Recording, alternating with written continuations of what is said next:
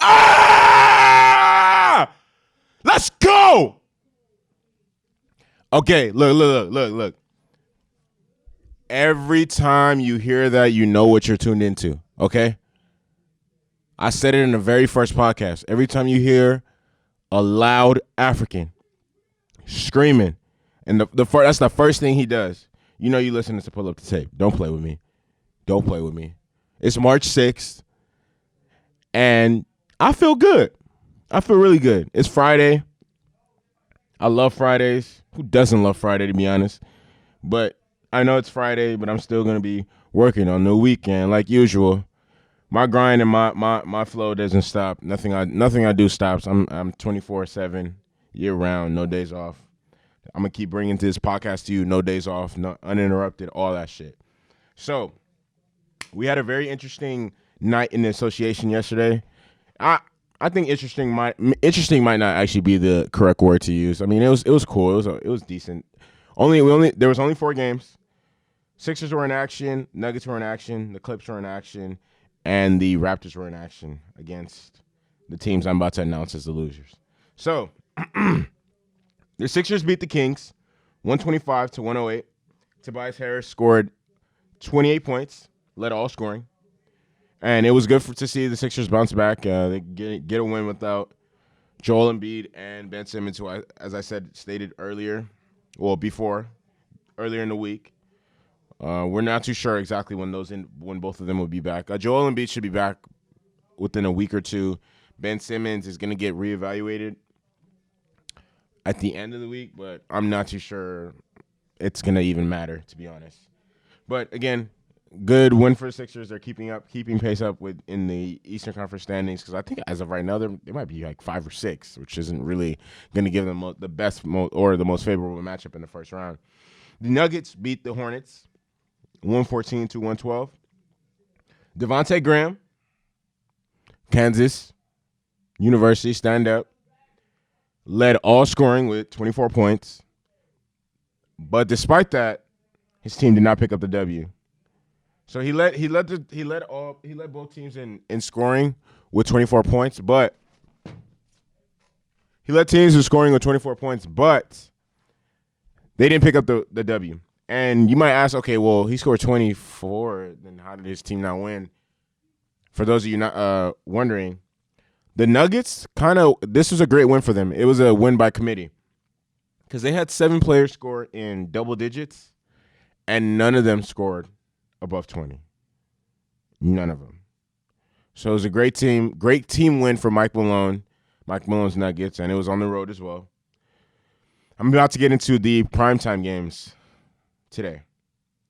So we had the Clippers taking on the Rockets in Houston. So it was the early start game. And we had Toronto taking on Golden State in San Francisco. So the Clips beat up on the Rockets 120-105. And this game for me, oh my gosh. This game was really disappointing because I was really, really, really looking forward to it.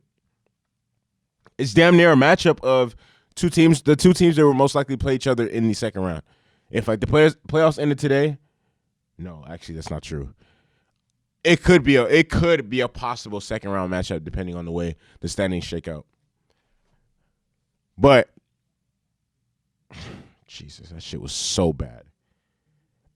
At the end of the first quarter, the Rockets were down by 10. By halftime, they were down by 20. I can't remember the exact figure. By halftime, they were down by a minimum of 20. And Russ led all scoring with 29 points. Kawhi Leonard had the second best, which was 25 points. And the biggest takeaway from this game is how poorly, I want to emphasize poorly, because it was just that piss poor, how bad the Rockets shot from 3. I know you guys might be quick to say, oh, well, the Rockets only lost by this much because they got beat up on the boards. When actually that wasn't the case at all. They got out-rebounded by the Clippers by only 6 rebounds. The reason they lost and the game got out of hand so fast is because they were shooting bricks all night from three. I'm just going to say it. They shot 16% from three in yesterday's game. 16%. I don't even know if that's a season low, but I'm gonna hope that's a season low because that was terrible. By far their worst worst game. No, actually they lost to the Knicks. So that's a terrible game. They lost to the Knicks on Monday. So this has been a really bad week for the Rockets. They lost to the Knicks, and then on national television, shot 16% from three and got blown out at home. Which then it just begs the question, who can beat the Clippers? Because honestly, as I was watching the game, this is the first time I've seen the Clippers play. And this is the first time I've seen an entire game of the Clippers all season. Well, not all season, since they've acquired all their new pieces in Reggie Jackson, Marcus Morris. They look unstoppable, honestly. I don't know who. They're deep. They're long. They're athletic. They play D. They hit shots. They have like 6 different individuals who can get their own shots off. In Kawhi, PG, Lou Will, Marcus Morris, Reggie Jackson. They have 2 6-man candidates in Montrezl Harrell and Lou Will. It's just, they look really, really good. They look like they're gonna. A lot of teams are gonna. Whoever puts them out, it's not gonna be easy. If they even get put out. Oh, man, it's really disappointing for me. Their next game is against the Lakers, so we'll see. We'll see if there's any hope for the league. Because I'm hoping the Lakers can give them a W, give them an L. Sorry about that. And then the last game of the association tonight, the Toronto Raptors defeated the Golden State Warriors, who were led tonight by Stephen Curry, who played his first game after missing the past 56 games. So Steph Curry returned today, scored 23. But even though Steph Curry did return today, the focus and the spotlight should be on the Raptors for 2 different reasons. Norman Powell had a game high, 37 points. Game high and career high, 37 points. And the Raptors improved to 44-18, which as of this time last year, they have a better record than what they had as of March 16, 2019. And obviously, Kawhi Leonard was on their team. I want to give a big shout out to them. I don't feel like they get enough love or recognition for what they do and how good they really are, and as well as Nick Nurse. So I'm going to get into the politics of that right now. At first glance, I'm just like, it's really shocking because I remember seeing this. I'm gonna be making a video about Nick Nurse in a couple before the end of the month, as a part of the PullUpDaTape, my coach profile, because I'm really impressed with what he does and everything his system, the way he coaches, everything. For those who are surprised at how good their record is, I did more research because I was surprised as well, and I was also one of the people who did not have them winning. Well, I had them winning 44 games, but I didn't have them winning it before with 20 games left in this season. Like I had them winning 44 and 38. Yeah, 44 and 38. I think that was what I, as well as ESPN and a lot of other media outlets, predicted for the Rockets. Not for the Rockets. I apologize, the Raptors. But I go back and pull up the tape to last season. They were 25-9 in the games Kawhi did not play. That's a more than a win, and that's more than a winning record, and that's a very great sample size. Kawhi, as we all know, Kawhi didn't play because of the load management. I guess, which I guess worked out in the Raptors' favor because they ended up winning a championship. But it seems like the Raptors were well aware that they were gonna be a good team with or without Kawhi, because they were able to beat a lot of teams without him and played good basketball even when they didn't have him in the lineup. So maybe it was part of why they weren't too adamant with him leaving or just too nervous about that, because they knew what they had in they unlike the rest of us knew exactly what they had going on in their building. So big props to them. And now I want to give big props to Nick Nurse, an amazing coach. Nick Nurse is an amazing coach. His system emphasized defense, and they're one of the top teams in a lot of defensive metrics. And they're just a well-coached team with savvy players who love playing with each other, and you can see it on the court. They're, as of right now, they're not healthy, but they should. Honestly, I don't. They're not healthy right now. Marc Gasol's not playing. Fred VanVleet's out the lineup. But when they get healthy, they're going to be a scary team. I don't know if any team besides the Bucks can put them out in the Eastern Conference. So I'm going to say right now, I have them going back to the Eastern Conference Finals. I said it on March 6th, 2020. The Raptors are going back to the Eastern Conference Finals. Will they win? Probably not after that. But yeah, I have them going back to the Eastern Conference Finals. Once again, shout out to Nick Nurse. He's just earning every single dollar that the Raptors pay him. He's a lights out coach, one of the best in the entire association. His system is incredible, and he just coaches the right way, teaches his players to run his system the right way, and boom, honestly, just big props to them. The next topic I want to get into is Tom Brady. Yeah, Tom, I'm a politic on you today. I had to. I got a politic on you today. So Tom Brady is about to be a free agent, and I'm hearing all these different reports, as I discussed yesterday.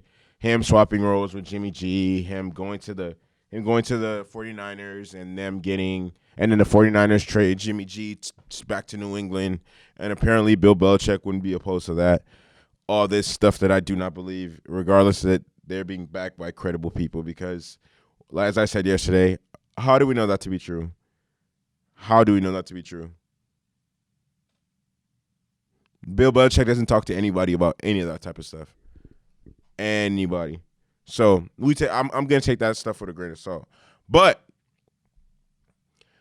I was thinking, because I also heard it from various outlets, what exactly is Bill Belichick going to do to promise or to sway Tom Brady that the 2020-2021 New England Patriots offense will be different?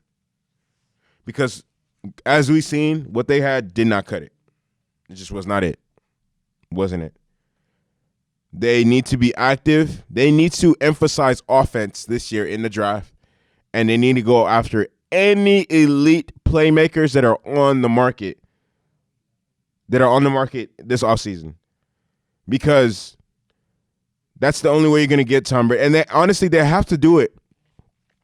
Realistically speaking, they have to do it before the free agency starts to convince Tom Brady to come back. Like, okay, it's a guarantee that the offense won't be this terrible. You won't be asked to damn near carry the offense at 43 years old like you were last season. That's the only way he's going to come back.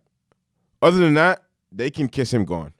Because even if he wants to come back, he's not going to come back if he knows he's going to be put in the exact same situation. And unless the Patriots prove to Tom that that things will be different, I don't see it happening. I do not see it happening. So, very big night tonight in the association. Lakers are playing the Bucks. I can't wait. I am hoping that the Lakers get a W tonight. Please get a W tonight. We haven't beat any elite teams all season.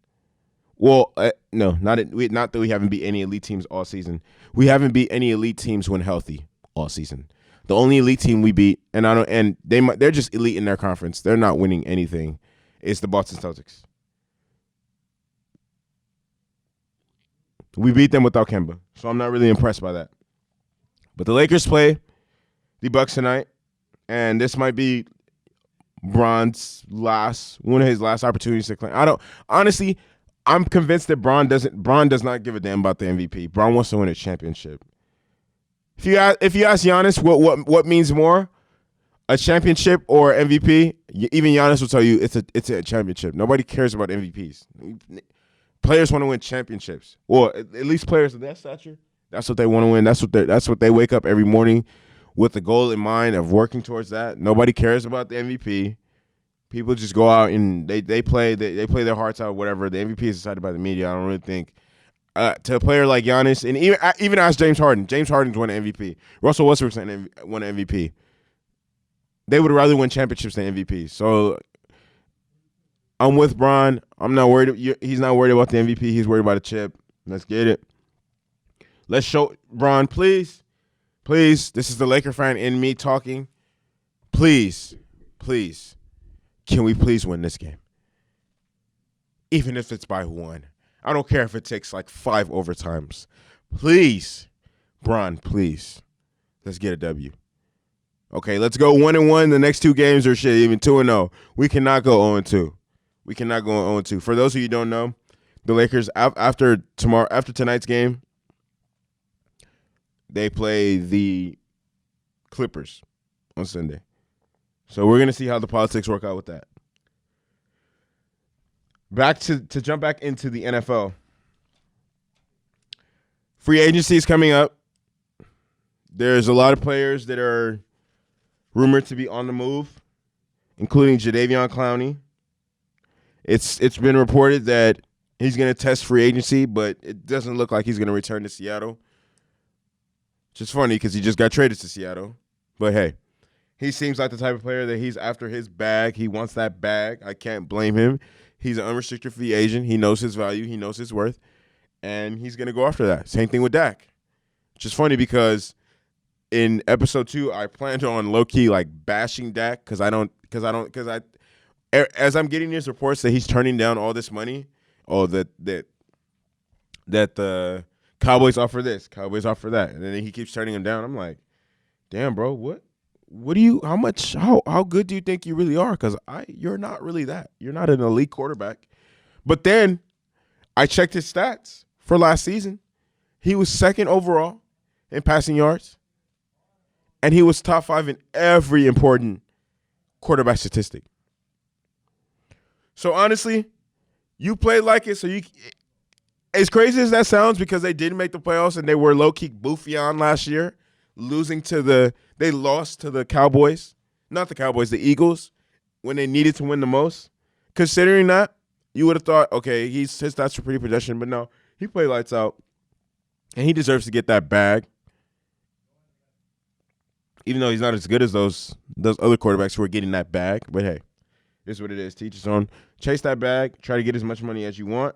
And last thing I want to touch before I wrap this podcast up is the CBA.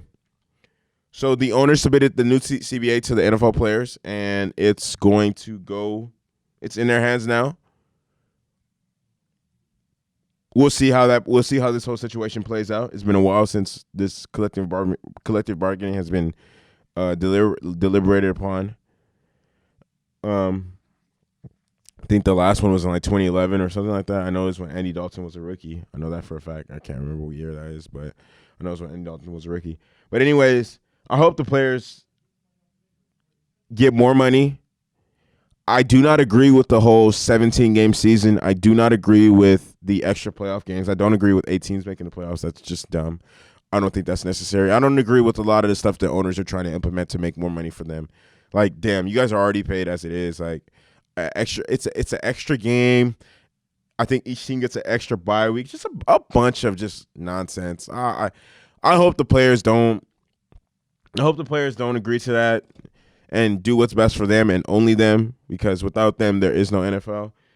And boom, Favi movie. That's the end of the podcast. Tell your mom about my podcast. Tell your enemy.